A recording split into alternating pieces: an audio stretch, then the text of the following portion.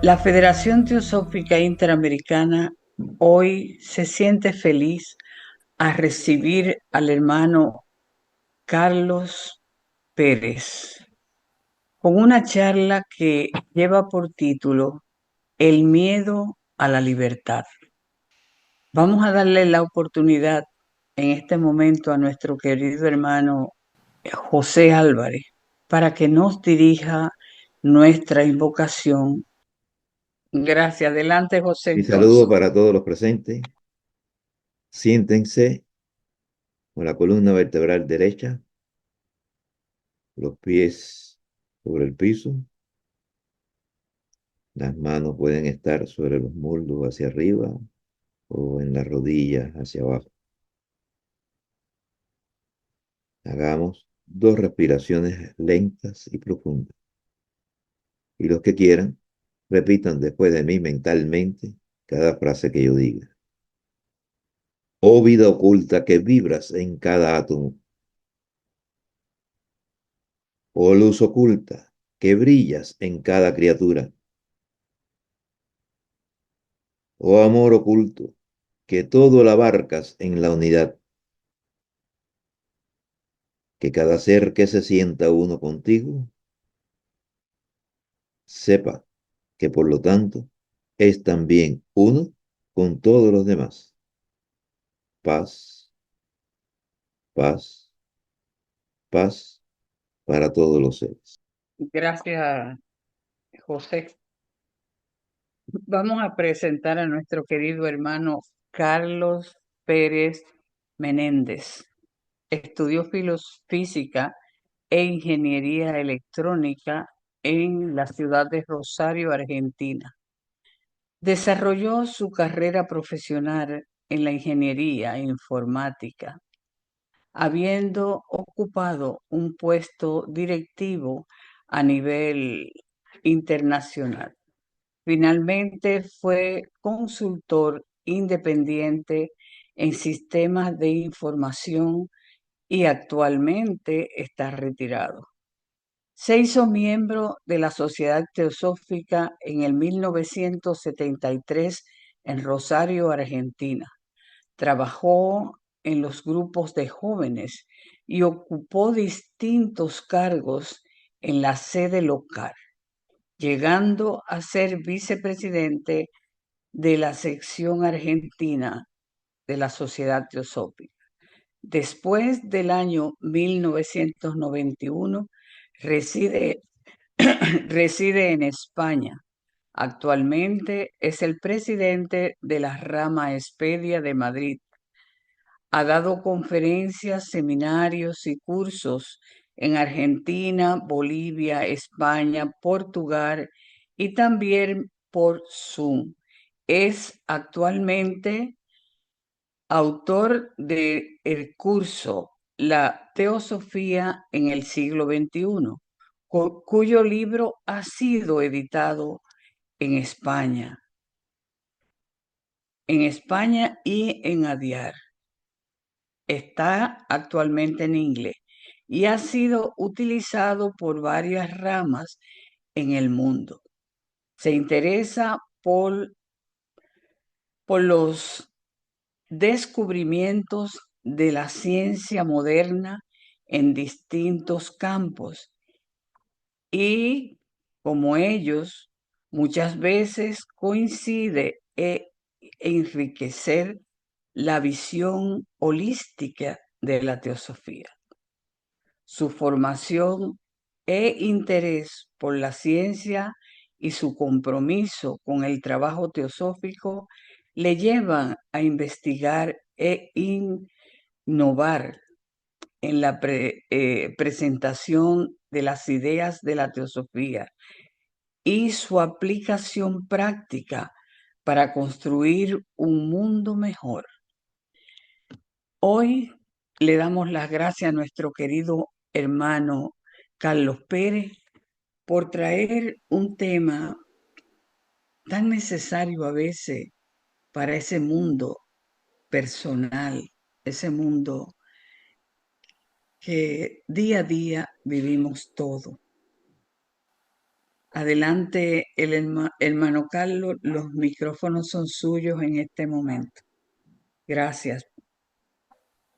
Bueno, muchas gracias Magali, muchas gracias a la Federación Teosófica Interamericana por invitarme para esta charla en este espacio y bueno, con la Sociedad Teosófica Federación Teosófica Interamericana tengo muchos lazos y recuerdos. Recordar que yo me inicié teosóficamente en Argentina y de hecho mi primera escuela de verano fue en Argentina en 1973, en una ocasión en que estaban presentes John Coates, que aún no era presidente de la sociedad, recién había fallecido Sri Ram, y él, bueno, todavía no había habido elecciones, estaban John Coates, estaba Joy Mills, y había muchísima gente porque había de distintos países de América, porque había una reunión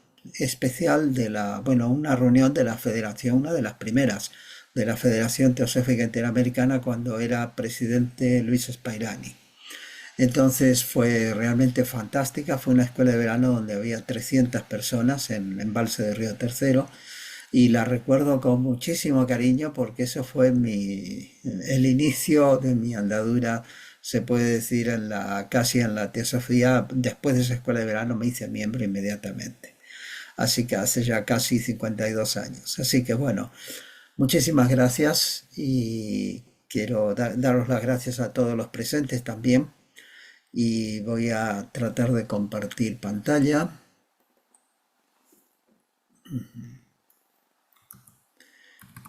Vale. Muy bien, ¿veis mi pantalla? Sí, perfectamente, Carlos. Vale, gracias.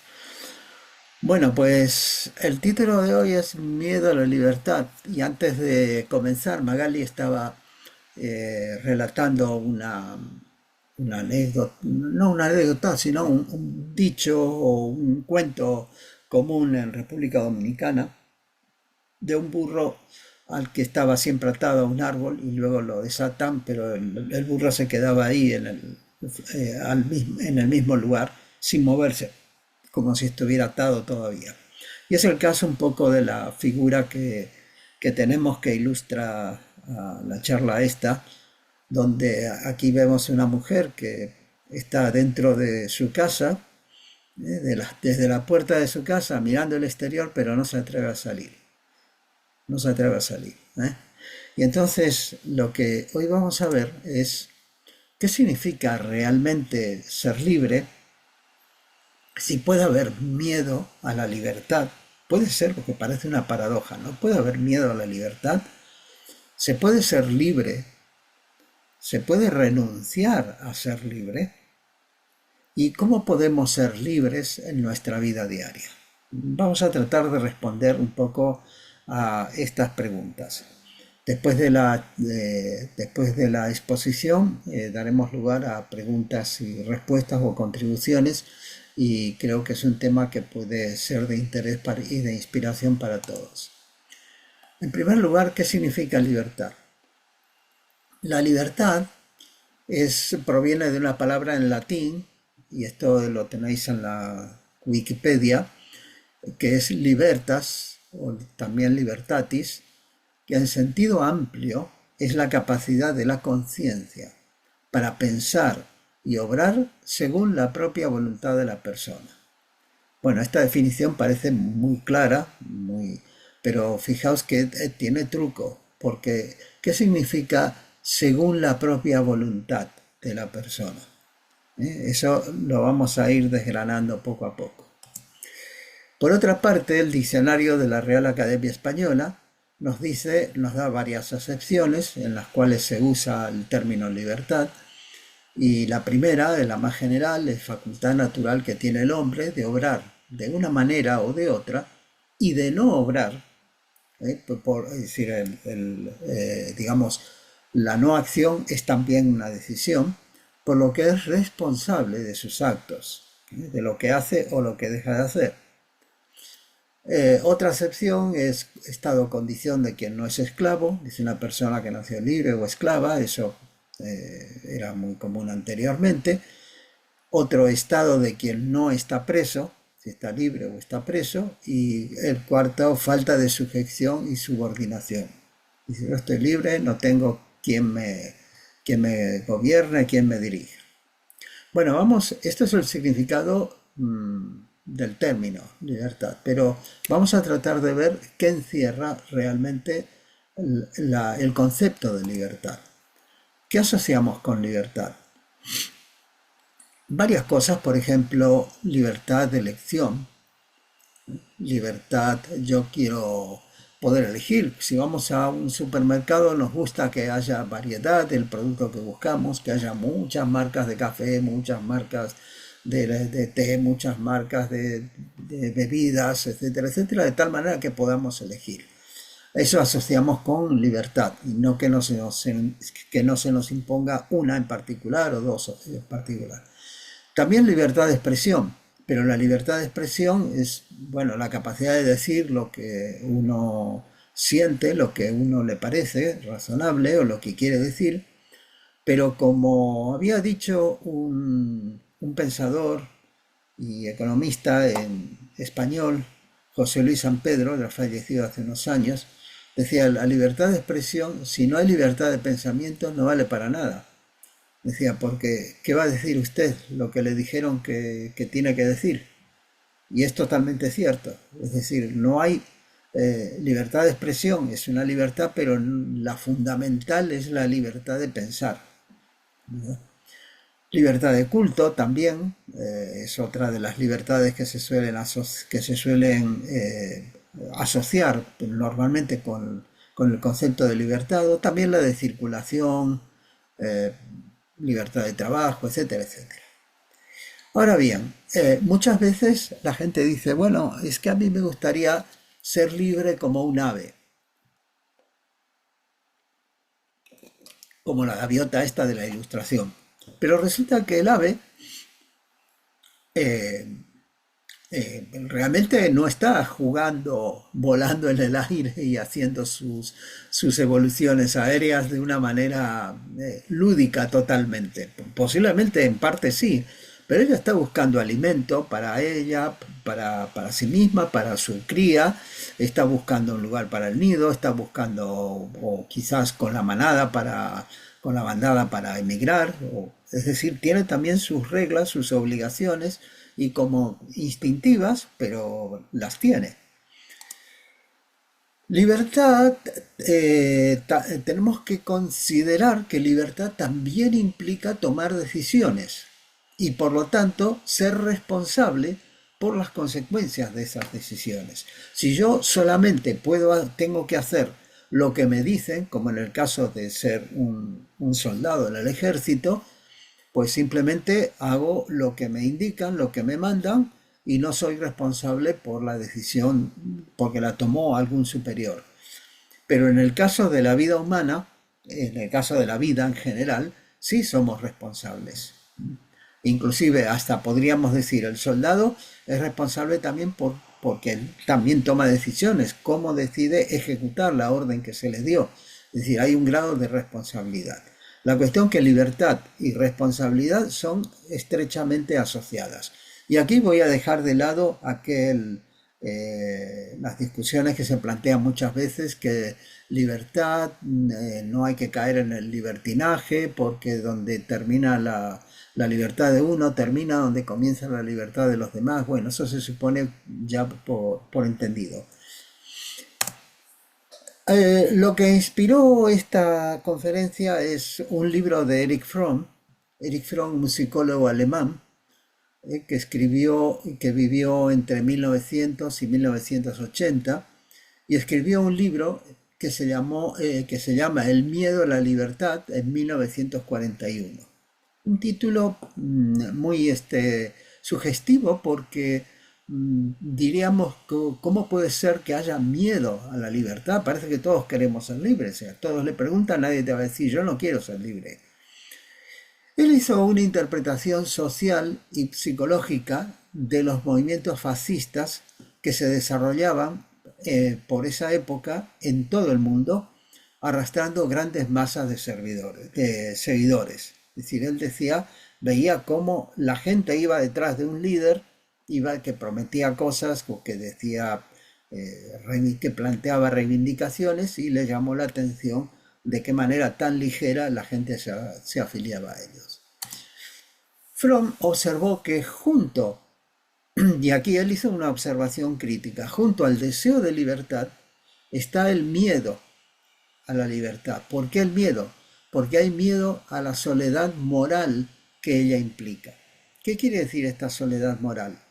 Que hay miedo al tomar la decisión y equivocarse, o tomar la decisión y ser yo el único y que va a contracorriente, o tomar la decisión e ir por un camino que luego veo que me ha hecho perder el tiempo, o en fin. Es decir, hay muchísimas condiciones, muchísimas características que hacen que la persona que se toma libremente decisiones esté en una soledad moral.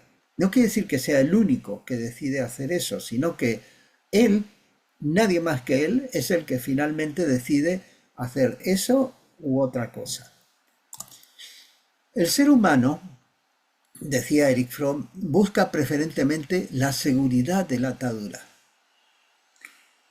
porque se necesita valentía para ser libre y aceptar la incertidumbre, porque cuando tomamos decisiones no tenemos todas las cosas tan claras, si no sería cosa como la matemática, ¿no? Muy fácil. Digo, pues esto es cuestión de se cumple esto, por lo tanto la lógica implica que hay que hacer esto. No, muchas veces desconocemos muchos factores y las decisiones, hoy la psicología sabe que se toman sí con factores mentales, pero mayormente con factores emocionales. Es decir, desde la emoción, desde el deseo, es que se toman muchas veces las decisiones. Y a veces influye otro componente que teosóficamente sabemos que es la intuición. Pero básicamente lo que dice, claro, se necesita valentía para ser libre y aceptar la incertidumbre de esas decisiones. Para Fromm, la libertad debe estudiarse en dos aspectos. En el aspecto social, es decir, en la vida de relación, cómo ejercemos esa libertad en nuestra relación con los demás, y como en el aspecto interno, en el aspecto psicológico, como una condición de la mente. Fromm hizo una distinción muy interesante entre libertad negativa y libertad positiva. Ahora vamos a ver cada una de ellas. ¿Qué es la libertad negativa? Es la libertad de, y subrayo el de, libertad de ataduras, de límites, de obligaciones, de condicionantes. Esta es la libertad que añoramos cuando decimos, si no tuviera que ser responsable de atender a mi hijo, atender a o de este trabajo que tengo, qué bien que estaría, pero tengo necesariamente que ir a trabajar todos los días. Claro, eso, cuando lo pensamos profundamente, vemos que eso no es posible. ¿Por qué? Porque todos estamos interrelacionados. En la vida no somos entes aislados. Estamos absolutamente interrelacionados y nos necesitamos mutuamente. Necesitamos el oxígeno de las plantas y estas necesitan el dióxido de carbono que expiramos nosotros. Necesitamos comer y beber y necesitamos inclusive hasta las bacterias que están en nuestros intestinos, en nuestros organismos, en la boca, en la piel, etc. Es decir, hay una interrelación, no solamente con otras personas, sino también con toda la vida, con los árboles, con los animales, con los vegetales, con los hongos, con las bacterias, absolutamente con todo. Pero también la vida en sociedad, como vivimos en sociedad, significa que nos necesitamos mutuamente. No solo con los integrantes de nuestra familia, sino también amigos directos, la gente que fabrica el pan para nosotros, el que nos lo vende, el que se lleva la basura que generamos, en fin, todo lo que implica la vida en sociedad. Realmente cada uno tiene una obligación, unos trabajos que hacen posible que nosotros podamos vivir en ellos, y por lo tanto nosotros también tenemos que tener obligaciones, y no puede haber esa libertad de ataduras que nos imaginamos. La libertad positiva, en cambio, como la definió Fromm, es la libertad para un fin, es decir, libertad para lograr un propósito determinado. Es la liberación de una fuerza o de una realidad interior que se halla aprisionada. Dice, queremos darle salida a eso que existe dentro de nosotros. Se puede comparar a la liberación del agua que está contenida en una presa, o la liberación del árbol encerrado, por decirlo entre comillas, del árbol potencial que está encerrado dentro de una semilla. Esa semilla germina, florece, crece, se convierte en un árbol, y entonces el árbol que estaba potencial en la semilla se puede decir que es liberado. En definitiva, la libertad positiva se refiere a liberar nuestro poder interior, nuestra naturaleza interna, aprisionada por las limitaciones de la personalidad cotidiana. Hay una naturaleza, hay una joya en nuestro interior, hay algo maravilloso, pero que necesita, para poder expresarse, necesita de determinadas condiciones, porque es como si estuviera enjaulado o encerrado. Entonces, otra manera de ver esta libertad es la capacidad de actuar de manera creativa y espontánea, de ser uno mismo, y de ser uno mismo, pero uno mismo internamente, no uno mismo con los condicionamientos como luego vamos a ver. Implica el desarrollo interior y la autorrealización. No solo ser libre de restricciones, o sea, no es como, digamos, como el burro que nos decía Magali al principio, sino tener la capacidad y el poder de tomar decisiones propias y dar sentido a la vida, con autonomía y con responsabilidad. Esto, que parece muy fácil decirlo y enunciarlo, realmente es el problema de la libertad. ¿Se puede querer evadir de la libertad? Pues sí, lo hay frecuentemente, y con mucha más frecuencia que asumir la responsabilidad de la libertad. ¿Qué tipo de evasiones? Una, pertenencia a un grupo socialmente aceptado, por ejemplo, un club de fútbol. Me siento muy bien si formo parte de algo mucho más grande, que es mi club, que es el mejor club del país, el que ha ganado la liga, el que ha ganado el campeonato, etcétera, etcétera. O la tribu urbana, si soy visto, me arreglo de determinada forma porque me siento perteneciente a una tribu urbana. La pertenencia a un pueblo, a una región, a un país, a una raza, etcétera. Todo esto son la intención de asociarse o de identificarse con un grupo mayor, porque así yo hago lo que hace el grupo.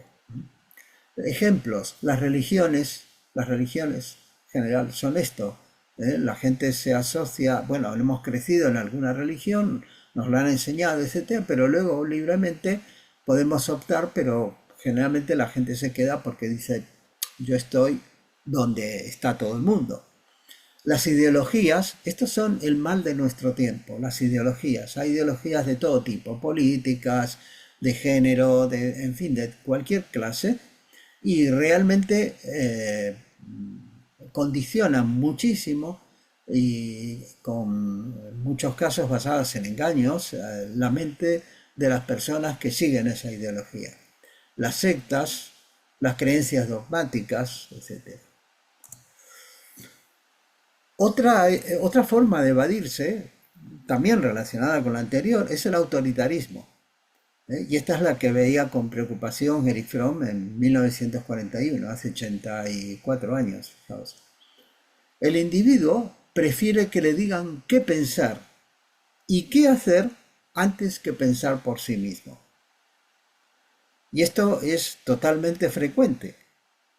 Es decir, adherimos a este, lo consideramos, lo elevamos, lo ponemos en un pedestal, lo consideramos como la autoridad y lo que él diga es lo que hay que hacer. No me tengo que complicar la vida en pensar por mí mismo ni en decidir cada vez, sino decir qué diría mi líder, mi jefe, mi presidente, mi líder religioso, etcétera, frente a esto.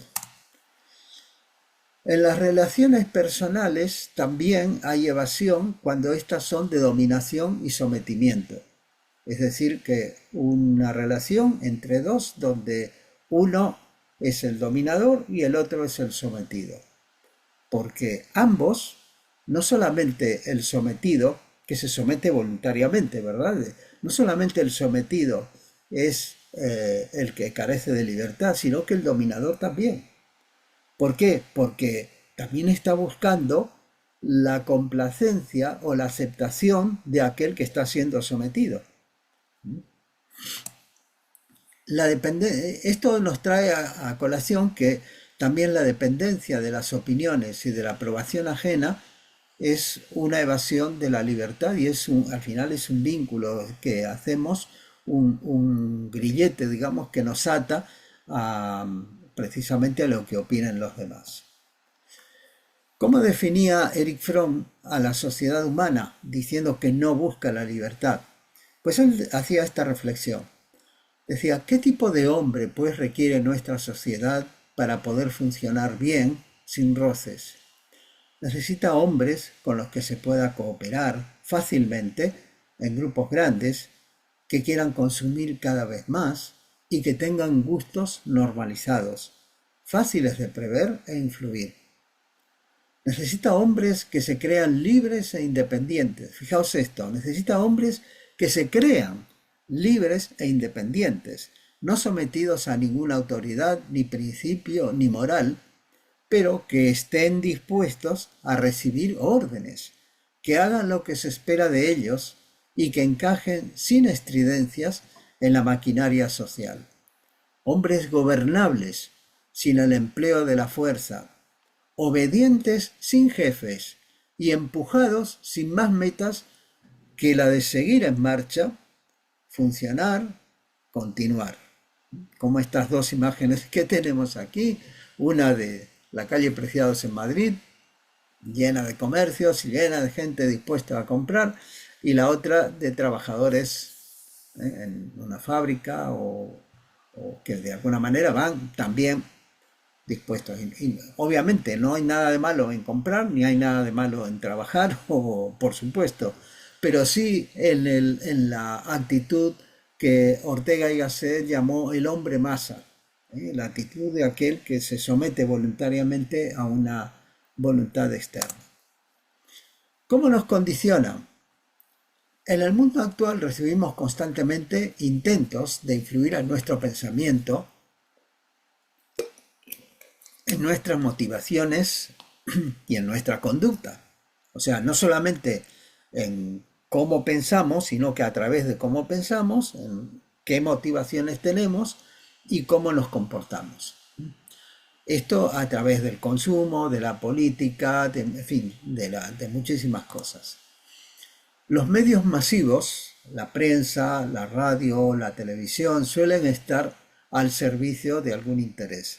Yo recuerdo cuando, voy a poner el ejemplo aquí en España, cuando nosotros vinimos de Argentina en 1991, más o menos yo compraba el periódico de los domingos y tenía un periódico de los domingos, uno de los más populares, y contenía muchísimo material y realmente muchos artículos, y los artículos estaban más o menos equilibrados, ¿no? Es decir, había distintas opiniones, distintos puntos de vista, y era bastante bueno.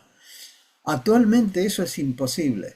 Están todos tendenciosos, todos derivados hacia una tendencia o la otra, y como decimos en España, se les ve el plumero de lejos. Es decir, lo hacen todo con un propósito para tratar de condicionarte, de que piense uno de determinada manera y ya no sirve de nada. La publicidad que es buena en principio, porque cuando uno fabrica un producto u ofrece un servicio, es bueno publicitarlo y decir a los demás qué es lo que tiene para solucionarle algún problema. Sin embargo, la publicidad es pervertida, con fines egoístas para intentar manipularlos. Recuerdo una persona de un agente o sea, de una agencia de publicidad, que en particular era un argentino, aunque esto lo escuché aquí en España, no sé si él estaba aquí en España posiblemente, que él se jactaba de que lo que vendía a sus clientes, es decir, a los que le contrataban publicidad, era, él lo decía en estos términos: yo les vendo tiempo de CPU de los telespectadores. ¿Qué quiere decir de CPU? De pensar, de cabeza. Tiempo de cabeza, la CPU es un término de la informática, ¿no? El microprocesador, el corazón del ordenador, de la computadora. Entonces, él decía, claro, se jactaba como decir, yo les hago pensar de esta manera. Y esto es lo que realmente es bastante manipulador. Las redes sociales, y me refiero aquí no al Facebook, Instagram, aunque también, pero las redes reales, es decir, todas las redes de nuestros amigos, parientes, las personas con las que tenemos alguna clase de relación comercial, de trabajo, etcétera, etcétera. Decían esto dos investigadores que fueron los pioneros de la investigación en redes sociales, Christakis y Fowler, que las redes sociales nos influencian aún más que los medios masivos. Es decir, la opinión de nuestros amigos, de nuestros parientes, lo que nos dicen, etcétera, tienen más influencia todavía que lo que vemos por la televisión, los periódicos o todo ello. La propagación de falsas noticias, de teorías de la conspiración, el uso intencional para conseguir fines políticos o de control son el día a día en las redes, especialmente en las informáticas, en las que tienen una base de información tecnológica, porque la propagación de esa información es muy fácil. Las ideologías tratan de dividirnos y de tenernos controlados mediante la polarización. Si sabéis, por ejemplo, es muy común en la política el definirse, bueno, ¿es de derechas o es de izquierdas? Es decir, bueno, a ver, el pensamiento humano tiene muchas dimensiones, no se pueden poner en una línea y decir, estos son de izquierdas y estos son de derechas. Realmente hay muchísimas variedades, muchísimas variaciones, pero si ellos lo intentan reducir así, saben que por estadística unos se quedarán con la mitad y los otros con la otra mitad del rebaño. Y a HPV, Elena Blavatsky hizo una advertencia muy, pero muy interesante. Esta advertencia está relatada en lo que se llama el informe Johnston, que está en los Collected Writings, la recopilación esta que hizo Boris de Circo, que está en el volumen 8 de Collected Writings. Johnston era un joven que fue a entrevistar, era miembro de la sociedad y fue a verse con HPV, estuvo un tiempo con ella, un día, y entonces tuvo una conversación que está recogida en este informe. Y he extraído una parte cuando ella estaba hablando de la fraternidad, y entonces Johnston le pregunta, ¿eso es lo que los adeptos le enviaron a enseñar? Y dice Blavatsky, sí, esa y otras cosas que son muy importantes y muy pronto serán aún más importantes. Existe el riesgo, fijaos esto, existe el riesgo de la magia negra, hacia la cual todo el mundo, y especialmente América,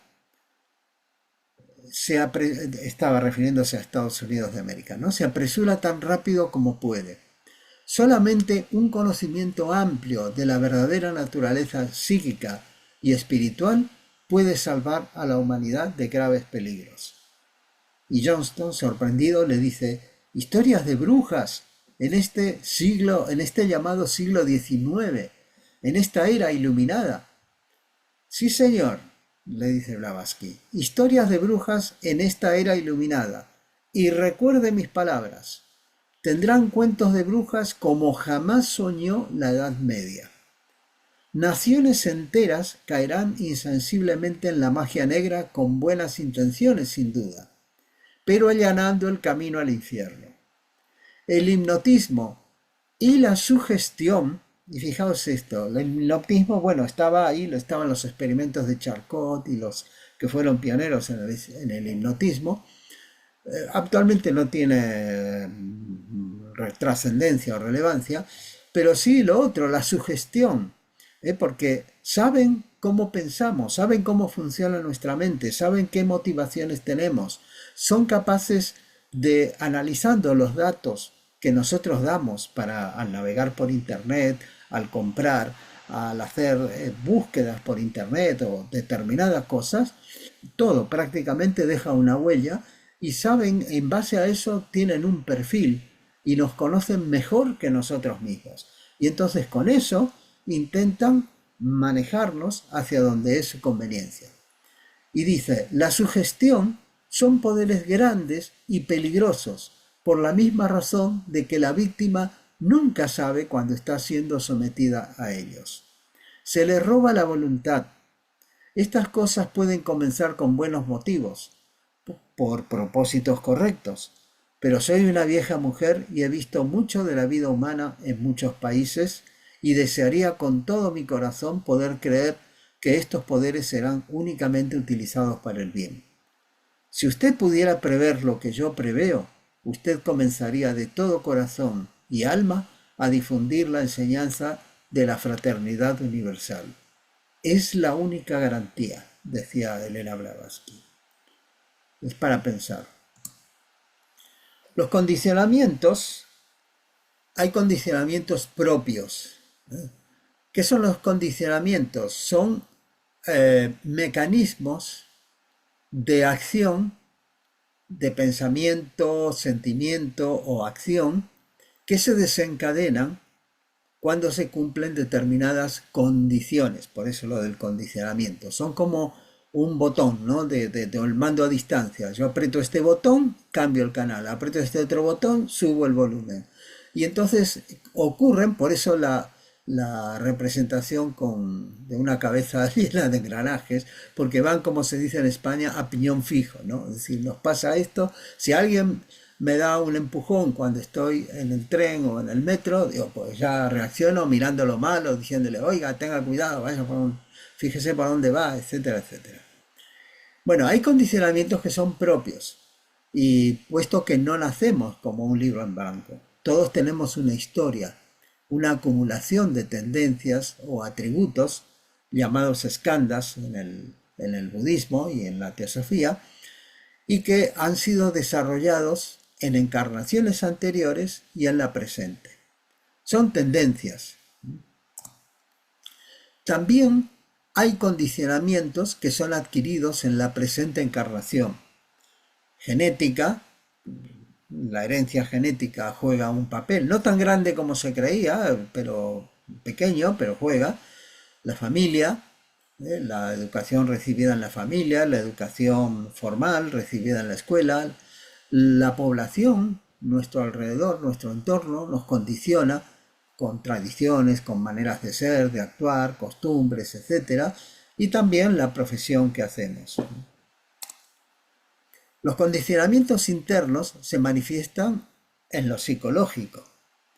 Miedos se manifiestan como miedos fundamentalmente, como apegos y como dependencias.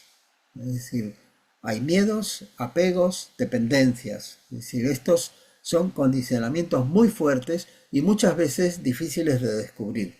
Algunos sí están a la vista para nosotros, pero otros están escondidos en el subconsciente y tenemos que solamente afloran haciéndonos dar una respuesta a determinadas circunstancias que nos resulta sorprendente inclusive. Son rasgos negativos del carácter. O sea, puede haber rasgos negativos del carácter como la irascibilidad, el orgullo, que son también condicionamientos. Ilusiones, fantasías, creencias, todos estos son condicionamientos propios que están internos, porque la manipulación, los intentos de manipulación, la propaganda, etcétera, que veíamos antes, son condicionamientos que nos vienen de afuera, pero estos son los que tenemos dentro, adquiridos. Si bien originalmente pudieran haber venido desde afuera, como la educación. Las estructuras del yo hacen que nos identifiquemos con lo que es transitorio. Es decir, la idea del yo soy, yo pienso, yo actúo, yo quiero esto, yo soy de derecha, yo soy de izquierda, yo soy de este club de fútbol, yo soy de este partido, yo soy de esta idea, soy de esta religión. Siempre el yo en el centro es lo que también nos identifica, hace que nos identificamos. Ojo, los condicionamientos o el formar parte de algo grande, de un determinado grupo, no es necesariamente malo, si es malo cuando nos identificamos y nos condiciona. Libertad y karma. El karma, como sabemos, es la ley universal de causa y efecto. Todo lo que hacemos, pensamos y sentimos afecta al mundo, afecta a los demás, pero también vuelve tarde o temprano a nosotros. No es el propósito aquí de hablar cómo sucede eso, vuelve el karma, ese es otro tema, pero aceptemos esto. Los efectos pendientes de causa, y vuelve a nosotros, ya sea en esta encarnación o en una encarnación posterior. Los efectos que están pendientes, que han sido generados por causas que hemos puesto en juego en el pasado, que es lo que llamamos karma pendiente, producen para nosotros en esta encarnación condiciones externas e internas que nos condicionan y podemos percibirlas como atadura. Es decir, podemos decir, ¿qué hice yo para merecer esto, para merecer estar en este lío, para merecer verme envuelto en este conflicto? Bueno, muchas veces no lo sabemos, pero ahí está. No lo sabemos porque a lo mejor lo hemos producido o se ha ido generando y ha ido creciendo a partir de encarnaciones de una relación que arrastramos en encarnaciones anteriores. Además, recibimos efectos que no son el resultado de causas nuestras directamente, sino que son causas que han sido generadas por otros y que no son una reacción o un efecto que nosotros merecíamos, sino que recibimos el efecto, como cuando hay un terremoto, como cuando hay unas inundaciones. Pues a veces puede ser que hayamos hecho algo incorrecto y estemos en el cauce de lo que es el río, que parece que está seco, pero cuando trae agua se lleva todo por delante. Pero muchas veces nosotros, esto es fácil, esto es a veces causa de controversia entre los estudiantes de teosofía, pero está muy claro en Blavatsky y en las cartas de los Mahatmas que recibimos recibimos efectos que no hemos puesto en juego nosotros, sino que han puesto en juego otras personas, porque hay libre albedrío y porque se pueden poner causas nuevas en movimiento. Si no, estaría todo predeterminado y sería todo absolutamente condicionado. Sin embargo, lo que nos ha pasado, ya sea que sea por causas nuestras o porque otros las puso en juego, eso es el pasado. Es decir, está allí, pero es el pasado. Si lo aceptamos y no tenemos forma de saber, a veces no tenemos forma de saber por qué viene. Por ejemplo, si tenemos una enfermedad y esa enfermedad es el producto de un mal hábito, por ejemplo, hemos fumado toda la vida y luego tenemos enfermedad de los pulmones, bueno, pues nos damos cuenta que hay causa y efecto. Pero si nos pasa algo y no sabemos por qué y no podemos discernir a nivel de nuestra mente o emociones o cuerpo físico por qué realmente estamos atravesando por esa situación, pues lo que tenemos que hacer es decir, bueno, no sé por qué, pero está. Y entonces lo inteligente es aceptarlo en lugar de revelarlo. Aceptarlo, no sé por qué, pero está aquí. La vida nos lo ha puesto delante por algún motivo y centrarnos en lo que estamos haciendo ahora, que es lo que determinará nuestro futuro. Decir, ¿qué podemos aprender de esta situación? ¿Qué beneficio puedo sacar? ¿Qué provecho puedo hacer? ¿Qué puedo hacer realmente en esta situación, dado que es esta situación y no tiene sentido ni negarla, decir esto no me toca a mí, esto por qué yo, sino que decididamente ir a por ello? Lo importante, y esta es una frase que suena mucho por ahí, posiblemente proviene de la época de los romanos, de los estoicos, etcétera, pero bueno, puede ser más antigua. Lo importante no es lo que nos sucede, sino cómo afrontamos lo que nos sucede. Es porque esa es nuestra siembra. Y eso es lo importante, ¿qué estamos sembrando ahora? La libertad es más que poder elegir. Ser libres implica muchísimo más que elegir un camino u otro. Se requiere una condición psicológica de la mente y de las emociones, aún más que física. Es decir, necesitamos conocernos a nosotros mismos, vernos sin máscaras y aceptarnos tal cual somos. Esto es difícil, vernos sin máscaras. Requiere digamos, sumergirnos sin miedo en vernos, en ver cómo actuamos, estar atento a observarnos. Es una condición necesaria para poder comprender y experimentar la vida. Las ataduras psicológicas nos impiden ver más allá de lo aparente.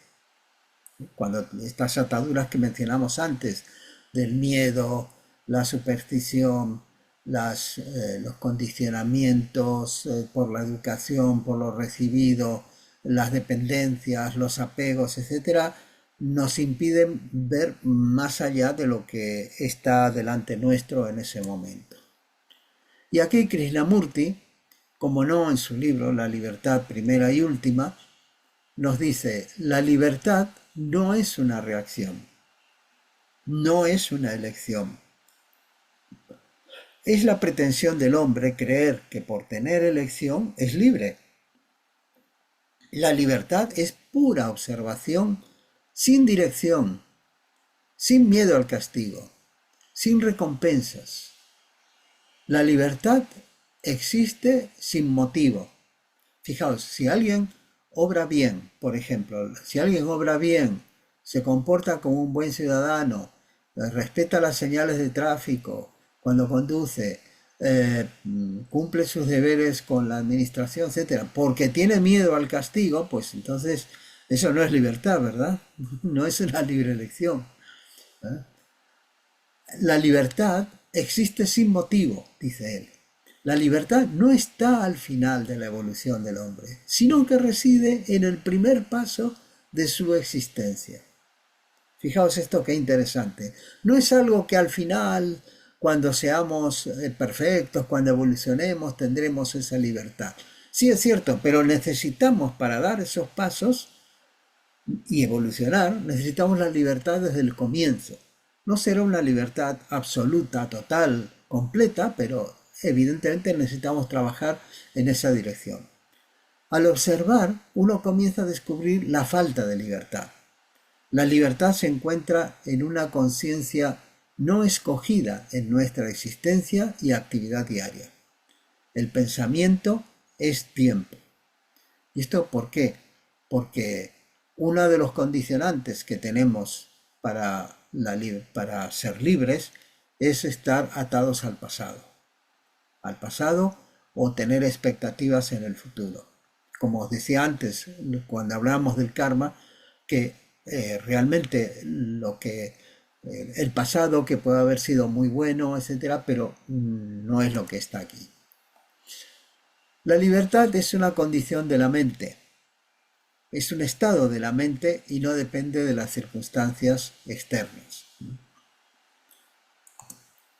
¿Somos realmente libres cuando tomamos decisiones?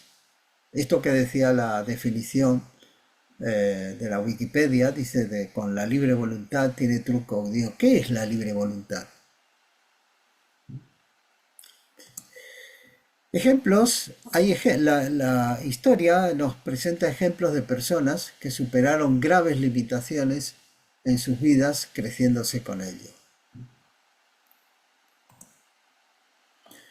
Un ejemplo es Nelson Mandela, que fue activista contra el apartheid, contra la segregación racial que había en Sudáfrica, en la República Sudafricana.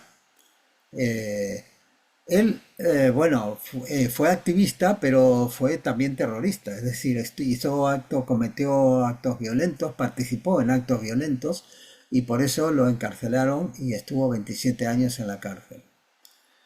Pero él reflexionó, estando en la cárcel, estando privado de libertad física, reflexionó, se preparó y cuando salió fue presidente, concurrió a las elecciones, las primeras que se hicieron libres bajo el fin del apartheid, y fue elegido presidente de Sudáfrica. No fue vengativo, no acumuló odio, sino que se dio cuenta del error y trató de ser conciliador. Si tenían que coexistir, colaborar, trabajar juntos, negros y blancos, porque ambos estaban habitando la misma tierra y compartiendo el mismo lugar. Recibió el Premio Nobel de la Paz. Otro ejemplo, hay el que ha estado escribiendo en la pizarra. A ver si... Que por favor dejen de hacer experimentos con la pizarra. Vale. Otro ejemplo es Helen Keller. Siendo bebé, con 19 meses, perdió la vista y el oído por una enfermedad. Presumiblemente fue por meningitis. Algunos dicen que puede haber sido otras, como sarampión, o bueno, pero presumiblemente fue por meningitis. Ella estuvo entre 1880 y 1968. Pero con ayuda tuvo una persona que le asistía y que le enseñó y aprendió a comunicarse. Leía en braille, el código braille, estudió, se graduó en la universidad. Fijaos que ella perdió la vista y el oído, es decir, ni podía oír ni podía ver. Eso es gravísimo. Y tenía cómo se comunicaba con las personas, o por escrito, o también aprendió a poner su mano por el tacto, poner su mano en la garganta, leer los labios y también poner su mano en la garganta para percibir las vibraciones de la misma. Se graduó en la universidad y se convirtió en escritora y activista por los derechos de los discapacitados. Y otro que también conocéis mucho, Stephen Hawking, el célebre físico, que fue diagnosticado con ELA, la enfermedad esta de esclerosis lateral, no sé cuánto, que es neurodegenerativa, cuando tenía 21 años. Estaba estudiando en la universidad cuando empezó a percibir los primeros síntomas y se fue degenerando de ahí en más. Sin embargo, hizo su doctorado, siguió trabajando, lo dejó paralizado, él no podía mover ni sus manos, ni sus piernas, ni sus músculos, y llegó a que no podía hablar. Pero entonces, creo que habréis visto todos estos que con la ayuda le ayudaron poniéndole un ordenador y un sistema, porque él sí que podía mover los ojos y unos músculos oculares, y que entonces con eso él iba seleccionando letras, palabras, iba construyendo palabras, y luego un sintetizador de voz le hacía decir en el ordenador lo que él quería decir, ¿no? Bueno, de más está decir que superando todas estas terribles limitaciones físicas, realizó, por supuesto, él hizo con ayuda de estudiantes que le ayudaban, de auxiliares, pero realizó contribuciones importantes a la física y escribió varios libros de divulgación como Breve Historia del Tiempo y muchas otras. Es conocido, muy conocido por su contribución al estudio de los agujeros negros. La teosofía y la libertad. Aquí es otro tema también que tenemos interesante para ver. La teosofía, que es la aventura de descubrir la verdad de la vida, requiere libertad para hacernos preguntas, para investigar y para soltar las ideas previas que nos hemos formado.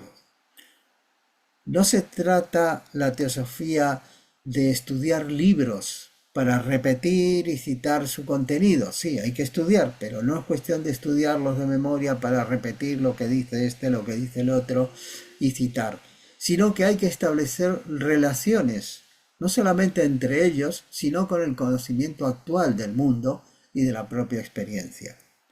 Recuerdo que decía John Coates, que fue anterior presidente a Rada Burnier, presidente internacional, decía que el teósofo, me acuerdo, nos decía en una escuela, en otra escuela de verano, decía, el teósofo tiene que ser como un embajador. El embajador conoce todo lo que es de su país, de aquel al cual pertenece, pero también tiene que conocer el país en el cual está destinado. Tiene que conocer sus costumbres, su lengua, etc. De tal manera que a veces hay personas que solamente leen libros de teosofía porque creen que eso es lo más útil, y puede serlo, pero realmente no es así realmente. Tenemos que estar abiertos y leer o nutrirnos del conocimiento de distintas fuentes. ¿Para qué? Porque tenemos que relacionar. Aunque tengamos y sepamos que esto está parcial, que este está equivocado, que este tiene un punto de vista materialista, que este tiene un punto de vista tendencioso, pero tenemos que saber y tenemos que poder encontrar las perlas que hay en todas partes. Blavatsky mismo y los maestros mismos nos pusieron distintas perlas en la doctrina secreta, en la voz del silencio, en la clave, etcétera, en las cartas. Pero esas perlas requieren que nosotros formemos con ellas una red, que pasemos un hilo por ellas y las relacionemos, y sea parte de nuestro conocimiento, de nuestra estructura mental. Porque sin ello, realmente solamente es eso, son como cosas sueltas que están en nuestra memoria. Pero a la hora de actuar frente a la adversidad o frente a los acontecimientos, lo que importa es lo que realmente es nuestra visión de lo que es el mundo y de lo que somos nosotros. No nuestras creencias. Nuestras creencias, podemos creer que hay una vida más allá de la muerte, que venimos muchas veces a la tierra, que reencarnamos, etcétera. Pero en cuanto sentimos el peligro de morir, pues parece que obviamente hay un instinto de supervivencia que nos hará tratar de sobrevivir, pero parece que se nos viene absolutamente el mundo abajo. O cuando se muere un ser querido, que es peor todavía, cuando se muere un ser querido, que decimos, bueno, pues se acabó la vida prácticamente, no puedo salir de este agujero, porque tenemos apego a él, aunque sepamos que va a estar bien y que va a estar siguiendo su camino. Siempre hay que tener en cuenta esto, que siempre interpretamos, siempre, todos, los escritores, los conferencistas, los estudiantes, cualquier estudiante, los investigadores, e inclusive Blavatsky, ella interpretaba, porque a Blavatsky le explicaban unas verdades, un conocimiento, y ella podía acceder también viéndolo, y ella interpretaba, evidentemente. Cuando lo tenía que poner en palabras y lo tenía que volcar, estaba haciendo una interpretación. Siempre hay una interpretación. Inclusive los Mahatmas en las cartas hacen una interpretación, porque hacen la interpretación pensando en que se están dirigiendo a una persona determinada, porque es una carta, y que por lo tanto están limitados también en el lenguaje que usan, en las ideas que no pueden, digamos, o tienen limitaciones para decir ideas que no tengan una base de conocimientos por parte de la otra persona. Entonces, esto es importante decir, que siempre estamos interpretando. Y para esto decir que la Sociedad Teosófica, por este motivo, no puede tener una doctrina oficial, un dogma, porque es imposible La teosofía no es eso, no es, como decía Gina Arjasa, no se puede definir a la teosofía con palabras o con un decálogo o con un catecismo. No busca la teosofía implantar creencias o la sociedad de implantar creencias, sino inspirar y ayudar a despertar a la sufriente humanidad. No hay versión oficial, no hay cosa como prepararse para decir esta es la versión oficial, sino que realmente tenemos que desarrollar, y esto es un desafío, ejercer nuestra libertad para desarrollar nosotros nuestra propia visión con nuestra propia experiencia, nuestro propio conocimiento y ofrecer algo que sea no una repetición, sino algo propio, algo que tenga la frescura y la sabiduría de la que seamos capaces. En La voz del silencio, dice Blavatsky, busca a quienes saben aún menos que tú y enséñales la ley. De tal manera que nosotros también tenemos una misión, pero tenemos que construir nuestra propia red con las perlas que vamos encontrando. Krishnamurti dijo sobre esto: la inteligencia, por cierto, adviene solo cuando tenemos libertad para investigar, para considerar cuidadosamente las cosas y descubrir. De ese modo, nuestra mente se vuelve muy activa, muy alerta y clara. Entonces somos individuos plenamente integrados, no entidades temerosas que, no sabiendo qué hacer, sienten internamente una cosa y exteriormente se ajustan a algo diferente. La teosofía no es cuestión de decir, tenemos que aprender, aprendemos estos principios y luego es cuestión de aplicarlos.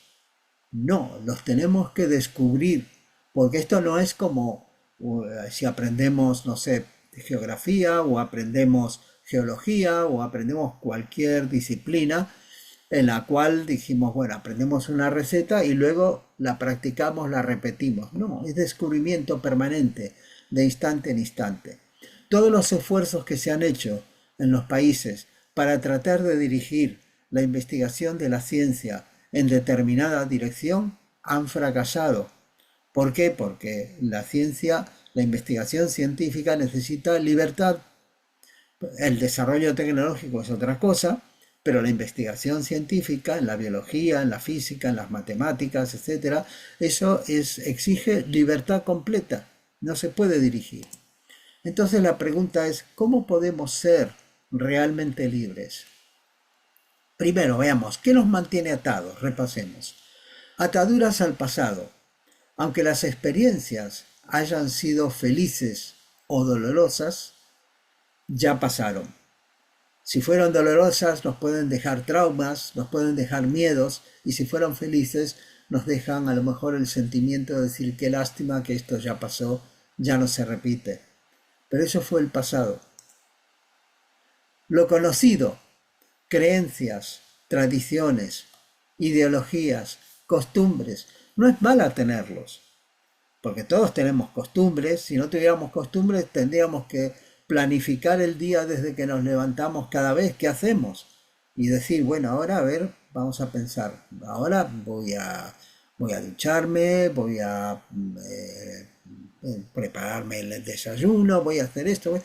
No, ya tenemos directamente una rutina, no está mal tener rutinas y seguirlas, pero a condición de que no estemos identificados con ellas. Esa es la clave. La identificación con la imagen que tenemos nosotros de nosotros mismos. Dice, bueno, yo me he hecho una imagen de que soy muy bueno, de que soy tolerante, de que soy paciente, de que soy esto, que soy lo otro, y resulta que después cuando vienen las situaciones adversas me comporto de otra manera. Eso nos ata. ¿Por qué? Porque al observar un comportamiento diferente nos sentimos mal. Algo ha salido mal, no nos hemos comportado como creíamos que nos íbamos a comportar. Luego, la búsqueda compulsiva del placer y el miedo al dolor. Aquí no hay nada malo en buscar el placer, ni tener miedo al dolor, por supuesto, pero cuando es compulsivo, cuando eso realmente me condiciona en cómo voy a actuar y no lo puedo evitar, es también algo que nos mantiene atados. El miedo a enfrentar el presente. Miedo a enfrentar el presente. Las distracciones y evasiones permanentes a través del entretenimiento, la tecnología, los medios y el mundo han hecho hoy día una industria del entretenimiento. Las redes sociales son eso, una industria del entretenimiento. Nosotros podemos usar la red social para estar comunicados, para comunicarnos con nuestros amigos, con nuestros parientes, etcétera, que están lejos y todo, pero realmente el mayor uso que se le da a las redes sociales es el de estar entretenidos, ¿eh? Haciendo así, pasando, mirando y haciendo scroll continuo, mirando a ver el próximo vídeo. Ah, mira qué bonito, mira este de los gatitos que hacen no sé qué, mira el perro este, mira tal cosa, y así estamos totalmente entretenidos. Hay miedo a la incertidumbre. Esto es otra atadura. Tendemos a rechazar el estado de incertidumbre porque elegir, tomar una decisión según nuestra propia conciencia implica una incertidumbre. Nos provoca miedo, bloqueos, ansiedad y duda. Y esta actitud nos llega a buscar rápidamente un falso estado de seguridad que elimine la incertidumbre, que este es el origen de la adherencia a los autoritarismos. Bueno, si esto lo dijo fulano de tal, que es una autoridad, debe ser cierto, ya no me preocupo más. Sigo esto y ya está. Esto nos impide ver la incertidumbre con curiosidad. Si fuéramos capaces de reconocer, bueno, esto no lo sé, no estoy seguro. Entonces es el comienzo de establecer, de ser capaz de hacernos una pregunta. ¿Y esto cómo es? ¿Por qué es así? ¿Será realmente así? ¿En todas las circunstancias? ¿En algunas o no? Entonces, si vemos la incertidumbre con libertad como una oportunidad para aprender algo nuevo y no tratarla como una amenaza, sino como un desafío, como un dharma, como algo que tenemos que hacer, que es nuestro próximo paso. No se trata solo de tolerar la incertidumbre, decir, bueno, la verdad es que no me gusta esta incertidumbre, pero en fin, la tolero porque es lo que hay, sino abrazarla como el punto de partida para descubrir y aprender. Mantener un juicio diferido. Por ejemplo, sobre cualquier idea. Aquí, bueno, en la ilustración vemos un pichón de un ave que está aprendiendo a volar y parece que el padre o la madre lo están echando del nido. Aprende a volar. Se dice que el pájaro tiene confianza digamos, o no tiene miedo de que la rama donde esté apoyada se quiebre y se caiga, no porque confía en la rama, sino porque confía en sus propias alas. Entonces, la confianza en que de alguna manera, en alguna ocasión, haciéndonos preguntas, vamos a poder llegar a alguna idea, vamos a mejorar nuestro conocimiento, que tampoco tiene que ser el definitivo. Siempre vamos procediendo por capas, ¿no? por expansiones graduales de la conciencia. Y esto es lo que nos lleva a mantener un juicio, como decía Krishnamurti, un juicio diferido. Es preferible decir, esto no lo sé, quizás lo pueda saber, hacerme las preguntas correspondientes y dejarlo en el fondo de la conciencia, que ya luego, si yo voy buscando y no yendo siempre por las mismas rutas, no leyendo lo mismo, no escuchando lo mismo, no haciendo las mismas cosas, a lo mejor dando un paseo, me doy cuenta de una relación que antes no había visto y tengo una respuesta. Actitudes que nos hacen libres. Una actitud sincera, mente abierta pero crítica, filosófica, no crítica de criticar al primo, al hermano, sino una crítica filosófica. No hacer como Sócrates, no aceptar las cosas solo por autoridad o tradición, hacernos preguntas. El Buda decía que el hacernos las preguntas correctas es la mitad del camino para la sabiduría. Aceptar las circunstancias como un desafío que nos llevará a aprender algo nuevo. Tener una vida con significado.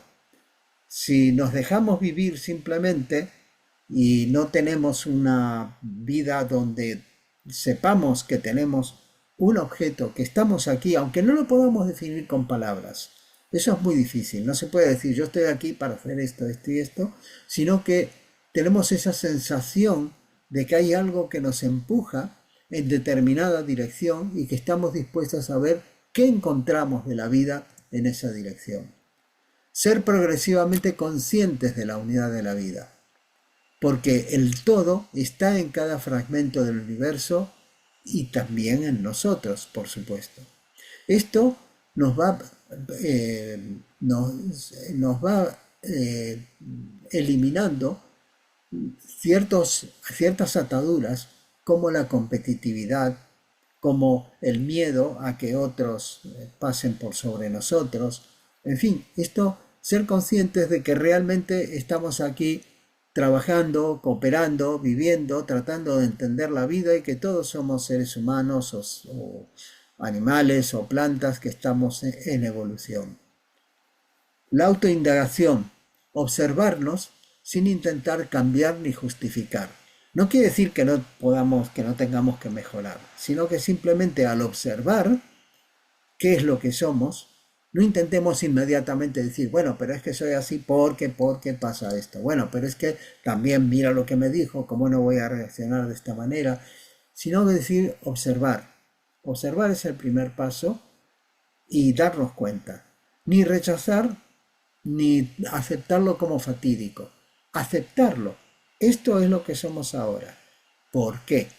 Y a partir de ahí podemos elaborar. Y por supuesto, la compasión y el servicio. Esto nos hace libres. Ser compasivos, ayudar a los demás, hacer un servicio a nuestros parientes, a nuestros amigos, a aquellos con los cuales tenemos cierto deber o tenemos cierta relación. Ese servicio es realmente lo que nos hace libres cuando lo hacemos sinceramente.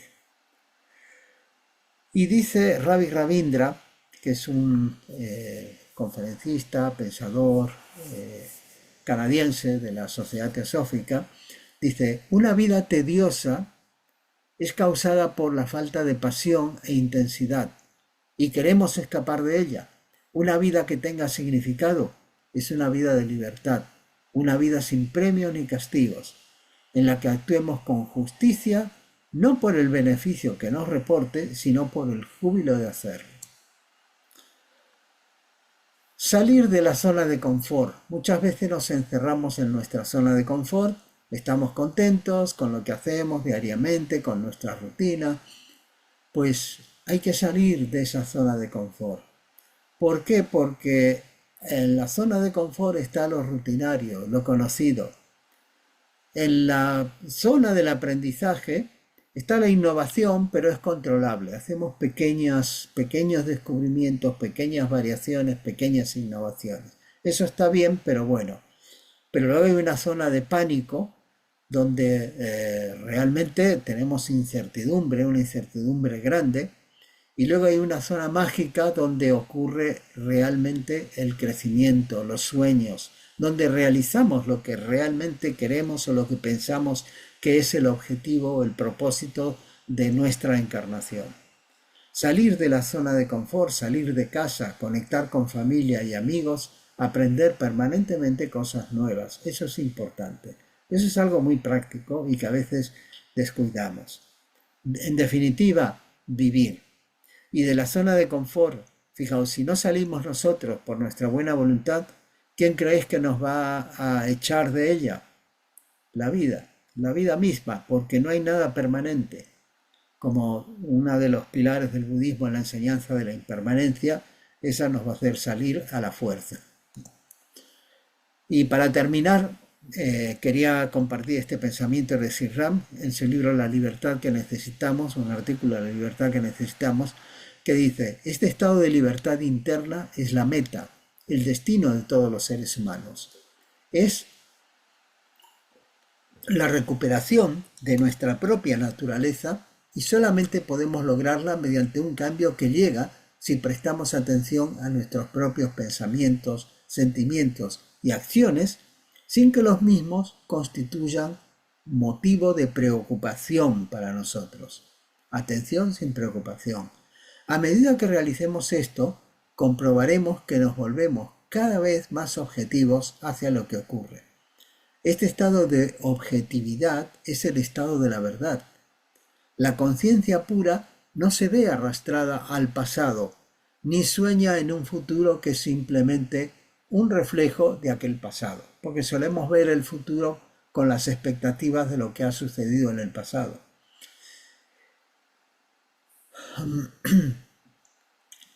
El punto focal, la punta de flecha de la conciencia en el momento actual, puede prestar atención a todas las cosas que tiene ante sí, sin inhibiciones, sin urgencias de previas experiencias. Desentendida de las cosas que le rodean, la conciencia puede conservar su equilibrio y libertad, reteniendo de este modo su pureza. Esta es la libertad que realmente necesitamos. Cuando la obtengamos, encontraremos en ella la verdadera moral, la virtud y muchas otras cosas. Y también estará allí la verdad. Esta libertad interna es la madre de todas las gracias. Y bueno, el resumen me lo como porque ya estoy pasado de tiempo, pero bueno, puedo decirlo rápidamente. Entonces, recapitulando, libertad de, sin ataduras, y libertad para, la libertad interior. Tenemos miedo a la libertad por la responsabilidad que implica y tendemos a evadirlo sometiéndonos a alguna autoridad. Nuestros condicionamientos propios, miedos, apegos y por influencias externas limitan nuestra libertad. Nuestras circunstancias actuales están marcadas por el karma del pasado. Nuestro futuro depende de lo que hacemos ahora y es necesario aceptar las circunstancias. La libertad es una condición de la mente necesaria para desarrollarlos. Para descubrir la verdad necesitamos ser libres para investigar, abrazando la incertidumbre, y necesitamos confiar en nosotros mismos, tener una actitud sincera, mantener buenas relaciones, ser más conscientes de la unidad de la vida y no encerrarnos en nuestra zona de confort. Y con esto, el pensamiento final de Sri Ram dice, solo estamos por completo libres cuando estamos libres de nosotros mismos. Y muchas gracias. Gracias, Carlos, gracias. Mi esposo está aquí encantado con tu charla. Está Gracias. escuchando detrás, frente a mí está y dice, wow, qué linda charla hoy. Y bueno, me encantó porque un verdadero estudiante de teosofía no tiene zona de confort. El confort va atado a la enseñanza teosófica y al servicio. Y qué maravilla cuando entendemos esto. Y gracias porque ha sido bien claro esa explicación, cómo nos envuelve la vida y todo lo que tenemos que enfrentar. Bueno, voy a pedirle a nuestra querida hermana Carolina si hay algunas manitas por ahí levantadas y si tienen alguna pregunta, por favor, para nuestro hermano Carlos, bienvenidos en este momento. Gracias, Carlos. Gracias a vosotros Ya, ya hay por manito la paciencia. No, gracias, Carlos, excelente, de verdad que nos llevaste por ese mundo de ese miedo que nos da de soltar esas cadenas autoimpuestas de la personalidad. Excelente, pero bueno, no me extiendo porque hay tres manitos levantadas y estamos como de corto de tiempo, pero muchísimas gracias, Carlos, excelente. Gracias, Carlos. Vamos con Ah, Gilmario. Salomón, Ah, no, Salomón. Salomón Permari, tenía la mano. Salomón Permari y luego Enrique Hernández. Ok, gracias, gracias. Adelante, Salomón. Hola Carlos, Salomón, qué gusto me da mucho escuchar. gusto de escucharte, ya hacía mucho que no te escuchaba. Nada más tengo una preguntita. Bueno, aparte de que me gustaría que pudieras enviar esto a través de YouTube para poderlo repasar, me encantó y podrían enviarlo no sé quién, ¿no? A lo mejor Caro, no sé. Mira, Carlos, nada más para mencionar que en las diapositivas mostraste algo, dijiste algo que me llamó la atención y es que nosotros tenemos más influencia de nuestros familiares y de nuestros amigos que de los medios. Sí. Yo pienso que también nuestros familiares y nuestros amigos también están influenciados por los medios y entonces vamos a hacer lo mismo porque ellos van a hablar de lo que escuchan en los medios y yo también. Entonces, al final de cuentas, estamos todos influenciados por los medios. Nada más, Carlos, gracias, muy amable y me encantó. Gracias, Salomón. Esta conferencia será subida al canal de YouTube de la Federación Teosófica Interamericana. Y respecto de lo que dices, esta es una observación que hicieron los dos investigadores, Fowler y Christakis, y estamos hablando de las influencias directas. Es decir, si yo escucho algo por la televisión o lo leo en el periódico, pero fundamentalmente me lo cuentan amigos y me lo dicen, compañeros de trabajo y se comenta y todo, ya tiene un mayor impacto. Eso es muchísimo mayor. Y claro, es correcto lo que dices, que ellos también estarán influenciados por los medios. Pero realmente cuando interactuamos entre dos personas, no son dos personas solamente las que interactúan, son las redes sociales de cada una de esas dos personas porque hay muchísima influencia. Nosotros influenciamos y somos influenciados hasta 3 grados de relación. Es decir, no solamente por lo que son nuestros amigos directos, influenciamos a nuestros amigos directos. Cuando digo, se dicen amigos, pero pueden ser parientes, amigos, compañeros de trabajo, la persona a la que le compramos el pan, cualquiera. Entonces, no solamente a nuestros amigos, sino a los amigos de nuestros amigos y a los amigos de los amigos de nuestros amigos. Esto es una investigación científica, estadística, documentada, que se realizó y sorprendentemente tenemos cuando dos personas se están intercambiando, estamos intercambiando algo, no son solamente yo y esta otra persona, sino que son todas nuestras relaciones y todas las relaciones de la otra persona las que están interactuando. No sé si más o menos.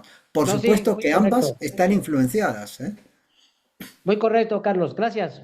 Que estés Gracias, bien. Salomón. Adelante, Bermari. Muchas gracias, Caro. Pues siempre es un gusto escucharle, hermano Carlos. Y en específico, esta plática que nos ha compartido me ha parecido muy significativa, porque justo estoy leyendo un libro que es Budismo, Zen y Psicoanálisis, que es de Eric Fromm y de Suzuki. Es el resultado de un encuentro. Yo apenas me acabo de enterar que Eric Fromm vivió en México, estuvo en Ujú, la UNED muchos años, coordinó un departamento de psicoanálisis y ujú, justamente en este encuentro hacen un paralelismo entre lo que es el psicoanálisis y lo que es digamos, los principios de budismo zen, que sabemos que, bueno, finalmente tienen una raíz que nos es muy propia en nuestros estudios teosóficos. Desde esta perspectiva, solo me gustaría, si me lo permite, compartir dos frases, ujú, una de Suzuki y otra de Eric Fromm, y que se relacionan mucho con su conclusión final, según me parece. La primera es, dice Suzuki, la persona es libre solo cuando no es persona, es libre cuando se niega y es absorbida en el todo. Eso es muy interesante porque a mí, desde mi lectura pobre, seguramente, de lo que es el budismo zen, entendería yo que esa absorción con el todo es porque se reconoce como unidad, ¿verdad? Para mi claro. gusto. Por otro lado, la otra frase que quería comentar era de Fromm, que dice que finalmente hablando de Freud, dice que Freud dice que el conocimiento conduce a la transformación, pero siempre en un acto mismo de conocerse a sí mismo para transformarse. Entonces, de alguna manera también se liga con esta conclusión y estos comentarios que usted nos ha apuntalado y que tienen que ver con el asunto de conocernos, ¿verdad? De Ujú. autoobservarnos, de estarnos reflexionando en nuestros actos, más que siguiendo una tendencia, ¿no? Que es lo Ujú. que habitualmente desde los pequeños hasta los grandes hacemos, ¿no? Sentirnos solamente parte de un grupo, pero nos escapamos en la fragmentación ideológica. Muchas gracias. Fue una Muchas gracias a conversación. ti, Bermari. Gracias por la contribución esta. Es totalmente muy apreciada. Tienes por acá felicitaciones de Emilce Barrera, te dice excelente tema, muy importante, gracias. Alguien también te escribe, wow, muy buena, excelente, gracias hermano. Sergio desde Chile también te dice maravilloso viaje por el cual nos llevó a esta magnífica conferencia. Muchísimas gracias. Ya Enrique abrió el micrófono. Adelante, Enrique. Carlos, excelente, Carlos. Gracias.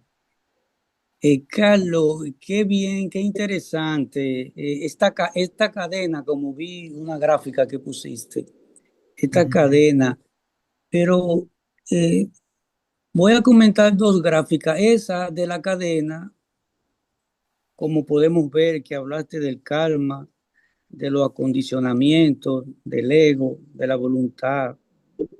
¿Tú ves? Pero en este plano dual, Carlos, cuando se rompe un eslabón de esa cadena, esa es mi primera pregunta. ¿Qué opinarías tú? ¿Qué no aconsejarías? Esa es mi primera pregunta. Y mi segunda pregunta también es con la primera gráfica que pusiste del ave. El ave también está en la dualidad, porque a veces ella no está en el aire. Entonces, ¿quién será libre? ¿Si el ave o el aire? Gracias, Carlos.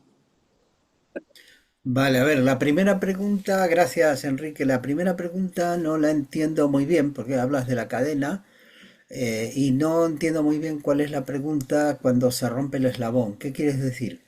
Cuando se rompe, vamos a poner el caso que los eslabones son la aceptación, el otro eslabón es condicionamiento, el otro eslabón es la voluntad, el otro eslabón son las tendencias, y así se van uniendo uno con otro todos esos puntos que hablaste sobre la libertad.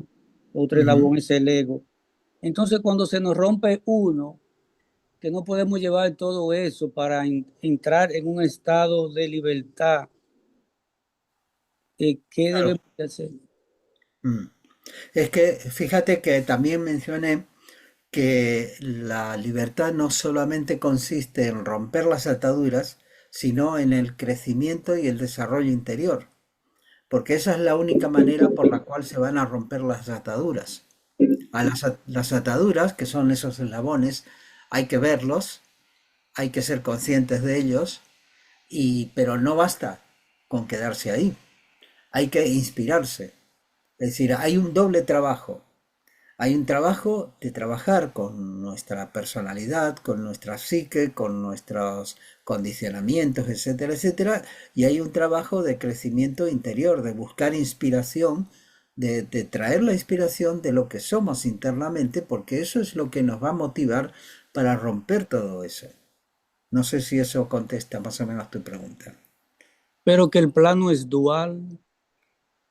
Claro, es dual, precisamente, es dual. Y el ave también, el ave, a ver, el ave yo lo puse como ilustración de que siempre nos parece símbolo de la libertad, ¿no? Dice, mira cómo vuela, va por cualquier lugar que quiera en el aire.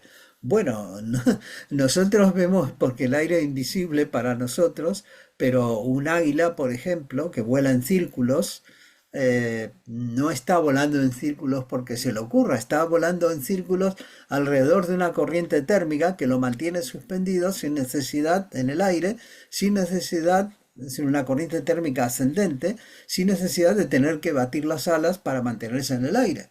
Entonces él está siguiendo leyes también. Lo que quiero decir, lo que quería decir con esa ilustración es que eh, la aparente libertad como así ausencia de leyes o la ausencia de vínculos o de condicionamientos es falsa. No es así, la libertad no es eso. Esos vínculos, y que siempre tenemos vínculos físicos, siempre tenemos familia que atender, padres, hijos, nietos, amigos, obligaciones, siempre tenemos que hacer compras, hacer comida, hacer esto. Lógicamente vivimos en un mundo manifestado y estamos aquí y eso es lo que tenemos que hacer. Pero ¿cómo lo hacemos? Inclusive aunque tengamos enfermedades. Mira, yo he conocido dos personas que tenían una enfermedad bastante grave, pero que tenían un enfoque, la misma enfermedad, pero tenían un enfoque totalmente, una actitud totalmente diferente hacia ella. Una persona eh, tenía un carácter amable, todo, y la otra persona pues tenía cierta amargura por su estado. Todo eso depende, decir, lo que no, por eso me gusta mucho la frase esta de que la vida no va de lo que nos pasa, sino de cómo afrontamos lo que nos pasa. No sé, Enrique, si he Sí, sí. respondido. Gracias, Vale, yo gracias. se entendió muy bien. Sí. Para no hablar de una experiencia que usted dice, de ese acondicionamiento, quizás Magali recuerda ahí, eh, tengo un año que perdí a mi madre, pero tuvo 103 años y duró aproximadamente casi 50 ciega y no tuvo la vista. Y esa condición de no ver no le impidió nada. E incluso todos los que rodeaban que teníamos vista, decíamos, ¿cómo lo hace? Y Porque conoció la felicidad, Enrique, era una persona feliz y daba esa felicidad a todo el que le rodeaba. Y entonces el impedimento no existía cuando sé feliz en cualquier momento que ella esté viviendo. Y así era tu mamá, yo la conocí y sé que era feliz y complacía todo y hacía que los demás se sintieran felices. Fue una maravilla tu mamá. oigo muchas personas que dicen que por ese condicionamiento duró 103 años. Mm, Pues no sí, eh, muy, muy feliz. Bueno, Gracias, Carlos, gracias. antes de despedirnos Gracias. de Carlos, creo que esta charla nos compromete un poquito más como estudiantes de teosofía a atrevernos con la difusión, con el vecino, con el amigo, ya si no es verbal, que sea presencial, que seamos modelos, porque la verdad que debemos ser difusores y comprometernos cada día más, como nos lo ha dicho Carlos. Ese compromiso, esa promesa que nos hacemos nosotros mismos al hacernos miembros de la sociedad, de alcanzar esa libertad y hacer que a otros les llame la atención esa libertad que nosotros profesamos. Gracias, Carlos. Y a la verdad que ha sido un lujo esta charla en el día de hoy, te lo digo de verdad. Y así es una charla práctica, práctica para nosotros actuar sobre como seres humanos, no como personas, sino como humanidad. Porque yo siempre digo, la persona es lo que demuestra su personalidad, pero la humanidad es la esencia que llevamos internamente. Y debemos alcanzar el tope de lo que es un ser humano. Y te Ay, agradezco mucho esta charla porque es abrir una puerta a lo que nos lleva la teosofía y atrevernos atrevernos a comprometernos. Y gracias mil, Carlos, por este trabajo. Gracias. Gracias a vosotros por haberme dado la oportunidad de compartir mis ideas y mis reflexiones y el fruto de mi poca experiencia. Y fundamentalmente el mensaje nuevamente es vivir, vivir, vivir de manera fresca. Porque esto no es algo que tenemos que estar encorsetados en determinados. La teosofía no tiene mandamientos, no tiene, digamos, unas normas que haya que seguir. Simplemente, simplemente, entre comillas, el mandamiento es aprende a vivir. A mí me gusta la definición que decía Gina Yadasa. Dice, la teosofía es la ciencia de la vida y el arte de vivir. Así que gracias a todos.